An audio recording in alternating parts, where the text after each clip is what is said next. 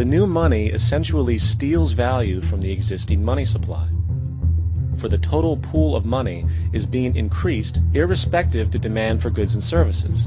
And as supply and demand finds equilibrium, prices rise, diminishing the purchasing power of each individual dollar. This is generally referred to as inflation, and inflation is essentially a hidden tax on the public. What is the advice that you generally get? And that is, inflate the currency. They don't say debase the currency. They don't say devalue the currency. They don't say cheat the people who are saved. They say lower the interest rates. The real deception is when we distort the value of money. When we create money out of thin air, we have no savings, and yet there's so-called capital. So my question boils down to this: how in the world can we expect to solve the problems of inflation, that is, the increase in the supply of money, with more inflation? Of course, it can't. The fractional reserve system of monetary expansion is inherently inflationary. For the act of expanding the money supply, without there being a proportional expansion of goods and services in the economy, will always debase a currency. In fact, a quick glance at the historical values of the US dollar versus the money supply reflects this point definitively, for the inverse relationship is obvious. $1 in 1913 required $21.60 in 2007 to match value. That is a 96% devaluation since the Federal Reserve came into existence. Now, if this reality of inherent and perpetual inflation seems absurd and economically self-defeating, hold that thought, for absurdity is an understatement in regard to how our financial system really operates. For in our financial system, money is debt, and debt is money. Here is a chart of the U.S. money supply from 1950 to 2006. Here is a chart of the U.S. national debt for the same period. How interesting it is that the trends are virtually the same. For the more money there is, the more debt there is. The more debt there is, the more money there is. To put it a different way, every single dollar in your wallet is owed to somebody by somebody. For remember, the only way the money can come into existence is from loans. Therefore, if everyone in the country were able to pay off all debts, including the government, there would not be $1 in circulation.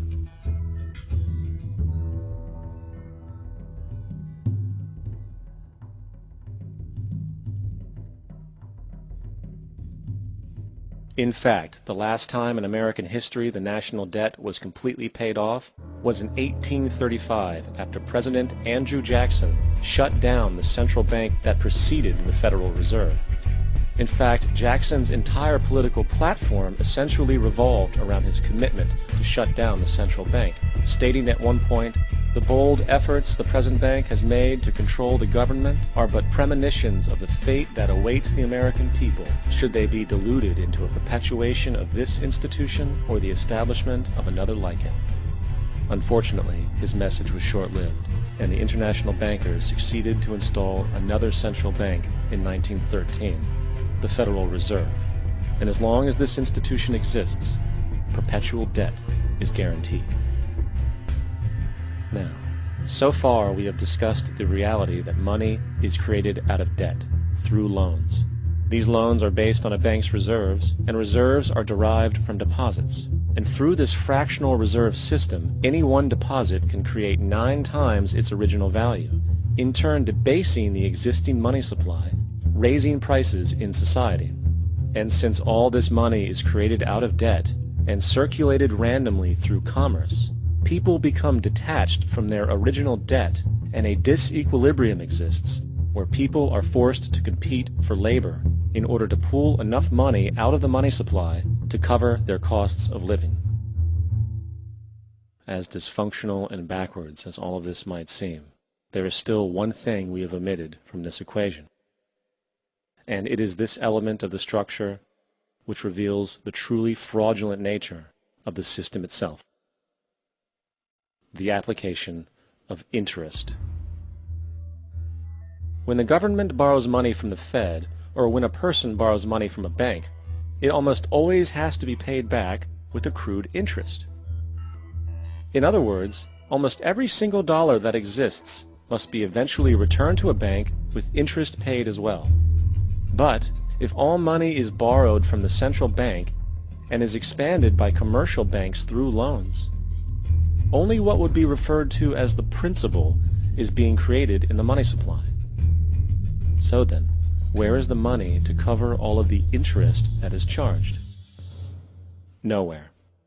It doesn't exist. The ramifications of this are staggering, for the amount of money owed back to the banks will always exceed the amount of money that is available in circulation. This is why inflation is a constant in the economy, for new money is always needed to help cover the perpetual deficit built into the system, caused by the need to pay the interest. What this also means is that mathematically, defaults and bankruptcy are literally built into the system, and there will always be poor pockets of society that get the short end of the stick. An analogy would be a game of musical chairs, for once the music stops, somebody is left out to dry. And that's the point. It invariably transfers true wealth from the individual to the banks. For if you are unable to pay for your mortgage, they will take your property. This is particularly enraging when you realize that not only is such a default inevitable due to the fractional reserve practice, but also because of the fact that the money that the bank loaned to you didn't even legally exist in the first place. In 1969, there was a Minnesota court case involving a man named Jerome Daly, who was challenging the foreclosure of his home by the bank which provided the loan to purchase it. His argument was that the mortgage contract required both parties, being he and the bank, each put up a legitimate form of property for the exchange. In legal language, this is called consideration.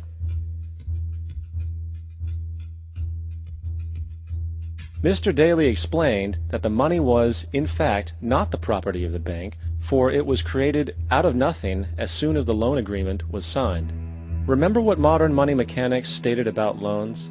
What they do when they make loans is to accept promissory notes in exchange for credits.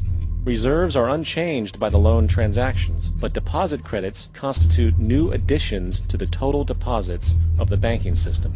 In other words, the money doesn't come out of their existing assets. The bank is simply inventing it, putting up nothing of its own, except for a theoretical liability on paper. As the court case progressed, the bank's president, Mr. Morgan, took the stand, and in the judge's personal memorandum, he recalled that the plaintiff, bank's president, admitted that, in combination with the Federal Reserve Bank, did create the money and credit upon its books by bookkeeping entry. The money and credit first came into existence when they created it. Mr. Morgan admitted that no United States law or statute existed which gave him the right to do this. A lawful consideration must exist and be tendered to support the note. The jury found that there was no lawful consideration, and I agree. He also poetically added, "Only God can create something of value out of nothing." And upon this revelation, the court rejected the bank's claim for foreclosure, and Daly kept his home. The implications of this court decision are immense. For every time you borrow money from a bank, whether it is a mortgage loan or a credit card charge, the money given to you is not only counterfeit, it is an illegitimate form of consideration, and hence voids the contract to repay, for the bank never had the money as property to begin with. Unfortunately, such legal realizations are suppressed and ignored, and the game of perpetual wealth transfer and perpetual debt continues.